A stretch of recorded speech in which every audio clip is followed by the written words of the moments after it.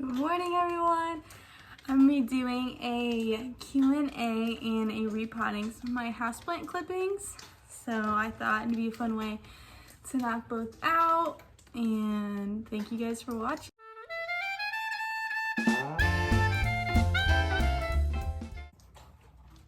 Okay, first question. How do you deal with the business end?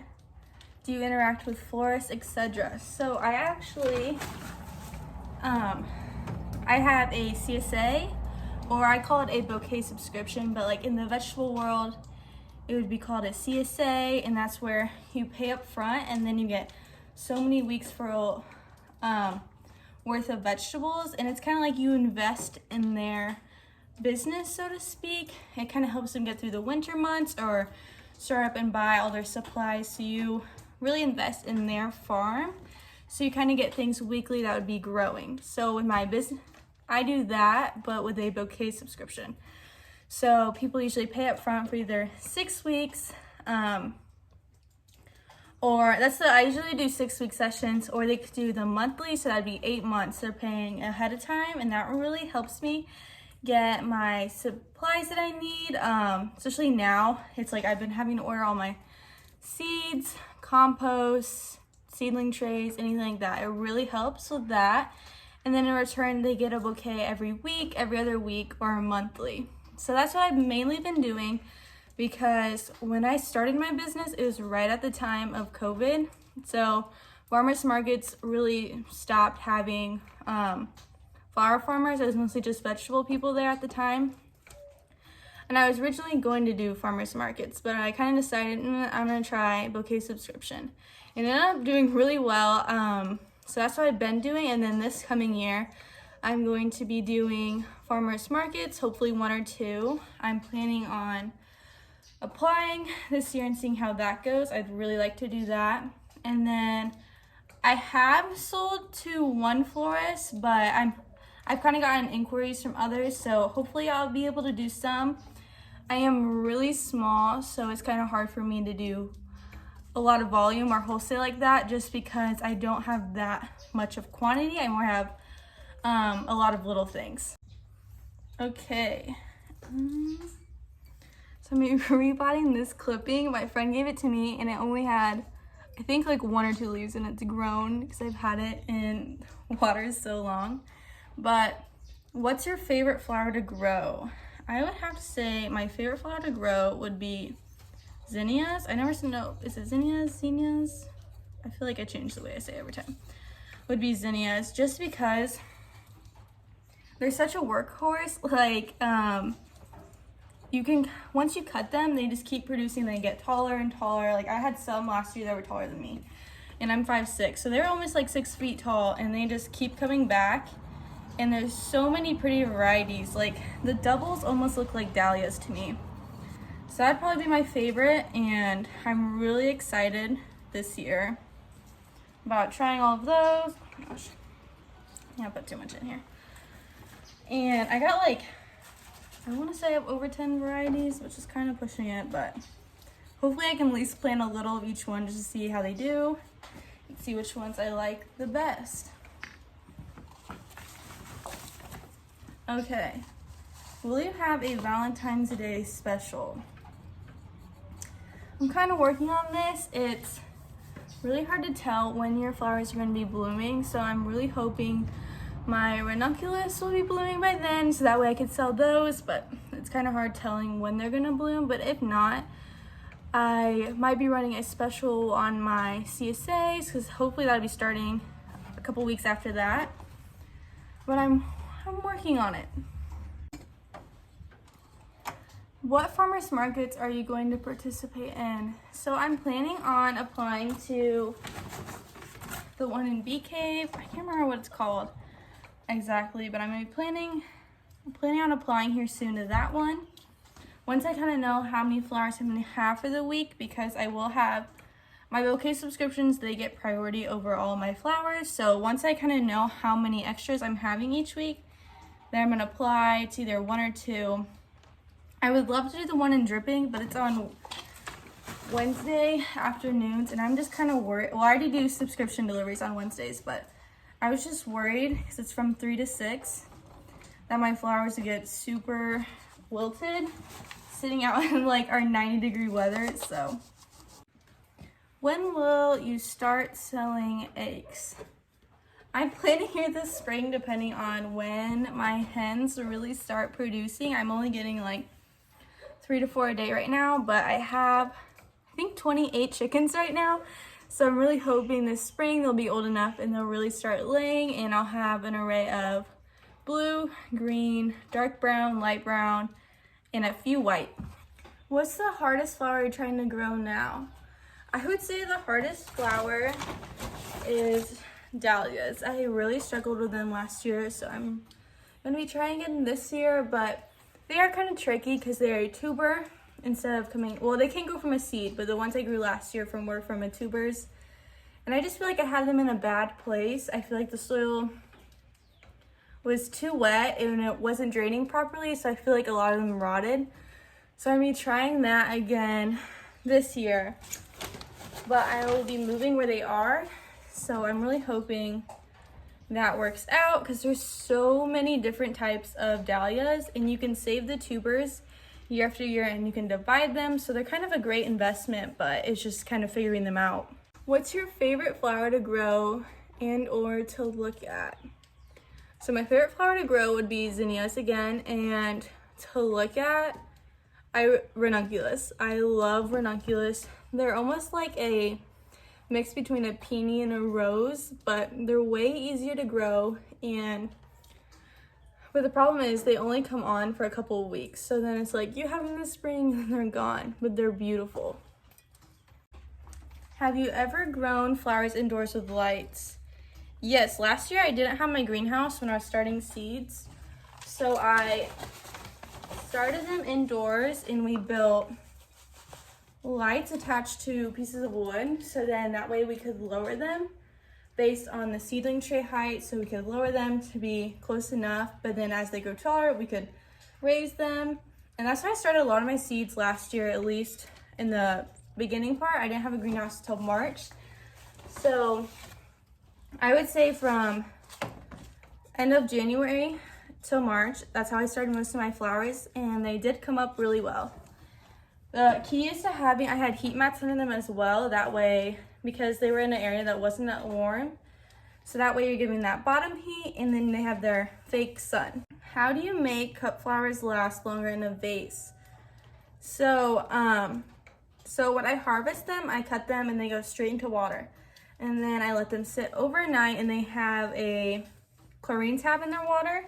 And that helps because some flowers are called dirty flowers, and they get the water really murky, and basically they'll soak that up, the other flowers that they're with, so then their like cells get blocked, so then they're not going to hydrate and they're going to wilt. So to prevent that, I do the chlorine tabs, and then once I'm arranging them, I cut them again at a angle, because that way they're able to take up the most water, because if it's just a flat cut, I feel like they're not able to take it up because the way the cells are in the stem.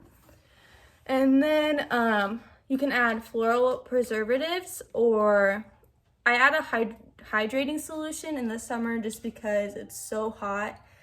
And then there's flower food that really helps. And the biggest thing though is fresh flowers drink so much water that you're going to be checking that water level daily. I'd say I have my clients or my customers change their water every other day to every 3 days, just because it can be low or it could get dirty, and all of that will prevent them from having a long vase life. Where do you order your seeds from? So I get most of my seeds from Johnny's. They are my main supplier. And then Florette, they're great. She has a ton of varieties that I feel like other people aren't offering yet, so I really like to get like super cool varieties from her, but a bulk of mine is from Johnny's. I have also used Southern Seed Exposure for my vegetables and Burpee for vegetables. Let me look real quick if I have other ones. Oh, I almost forgot. Baker Creek heirloom seeds, they have great seeds. I really recommend them because their prices are really good for the amount of seeds you get. So I like to have them for my vegetables and some of my flowers. Do you recommend using a fertilizer or just liquid seaweed? So I have used a seedling fertilizer on my seedlings. That was like a powder form, and then I've used the seaweed once I start watering them from the bottom. And that's just what I use on my seedlings. I am not a big fertilizer person. I prefer to use compost, compost tea, alfalfa pellets in my soil. But if you are gonna fertilize, I would go with something organic and or get a soil test and just add what your soil needs. So it could just be lacking one, like the nitrogen, the potassium, and the phosphorus. Kind of see if they're lacking one of those, and then see what element you could add to get that back in your soil. I know alfalfa is a lot of nitrogen, so I would more so do that, but you can also do fertilizer too. I know a lot of people like to do bone meal with their bulbs, but I really don't use that much fertilizer out in my flowers. Okay, I just had a brag on this cute pot my friend gave me for Christmas, and I'm hoping this will grow so it acts like hair. I'm really excited. Okay, which flowers do you recommend for a beginning gardener? I would recommend celosia. I feel like that works really well. Zinnias, cosmos, basil. Those would be my staples. That's what I would start out with, and you can even add amaranth in there too. Those are basically my summer staples last year for my bouquets, and they are all cut and come again, so that's super nice, and I feel like they're really easy to germinate. Amaranth might be a little tricky on that, but everything else I had really good germination rate. How can I start my own garden? So starting your own garden is gonna be pretty easy. You just need a spot where you're getting around 6 to 8 hours of sunlight a day. And your soil, you can work it as you go, so it doesn't have to be great, but at least add in some compost or some leaves, and so you get that organic matter in there. Maybe you have chickens, like their chicken litter that's been composted, or any type of manure that would really help. Anything like that, and then you're gonna need some seeds, or if you're doing like a bulb garden or perennials, whatever type of garden you're trying to do. And then you're gonna water it, and I promise things will grow. Your favorite plants to grow in a colder climate. If this is flower-wise, I would be growing so many peonies because they don't do the best here. I have some planted and I'm kind of experimenting what they will do, but I'm not too hopeful. So I'd grow a ton of those. Hydrangeas? I don't know if I'm saying that right. Those grow typically really well there. We can't grow them here. Lilacs, I would love to have lilacs. I know coneflowers or black-eyed Susans do pretty well up there too. What are some other ones? Oh, if you can, I would grow blueberries. I feel like that'd be really cool because we can't grow those here either. But I feel like that's more on soil, alkaline or acidic. It's way too alkaline here. Yeah, so I'd grow stuff like that. You can grow, if it's vegetable wise, you can grow lettuce, carrots. What other things are growing? Cilantro, that grows in a cold time here for us. Lettuce, carrots, kale, any of like the leafy greens, I know that grow really well there, because we kind of have to grow that stuff in our winter months here because it just gets way too hot in the summer. To successfully propagate. Okay, so I like doing a lot of my houseplants. So you're gonna want to take it, okay, as you can see right here, there's a node, and you're gonna make sure where you cut it has a node on it, because if it doesn't, no roots will form. So this is kind of where the roots come from. This one's kind of funky. Like this was a node before, and now it's growing roots from it. And I like starting all mine in water in jars. But if it's succulents, so like with succulents, you can do this water thing. I don't do it as much unless they're a like branching or hanging succulent. Those you could just take off the leaf and lay it directly on your soil, and it should grow little aerial roots, and it'll start growing the baby succulent from that leaf. From like woodies and stuff like that, you can just directly cut it. You could put it, oh, here, I'll show you guys. You can always use a rooting hormone, and that really helps.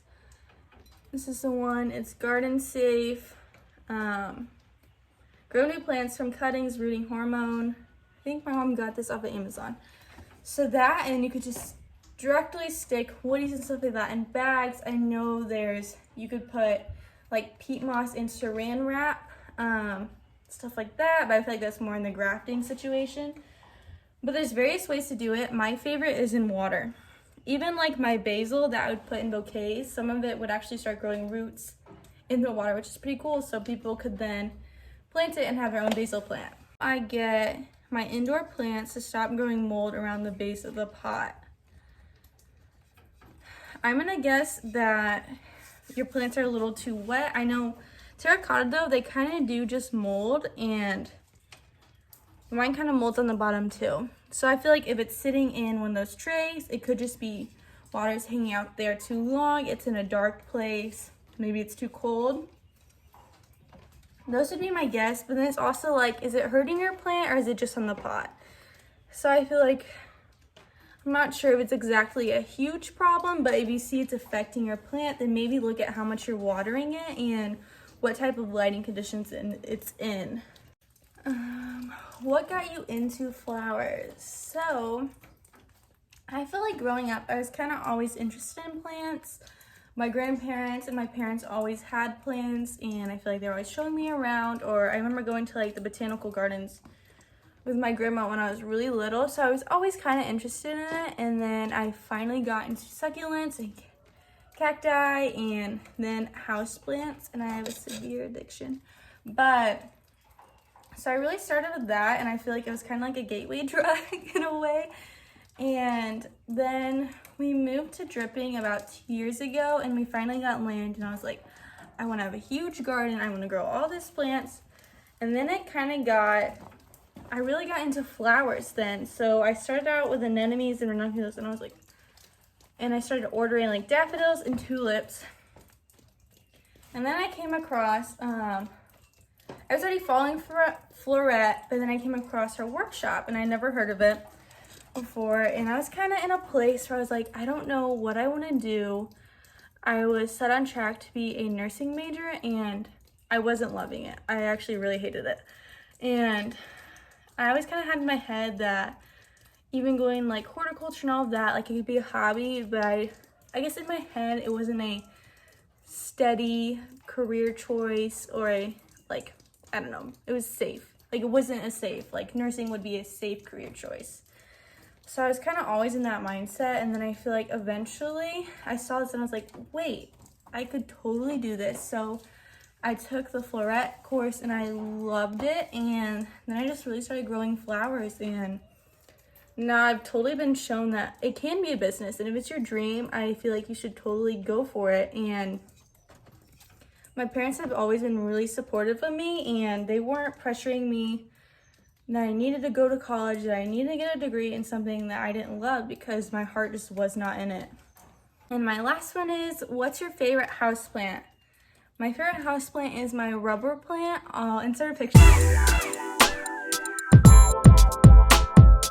It's huge now. It's probably like 4 feet.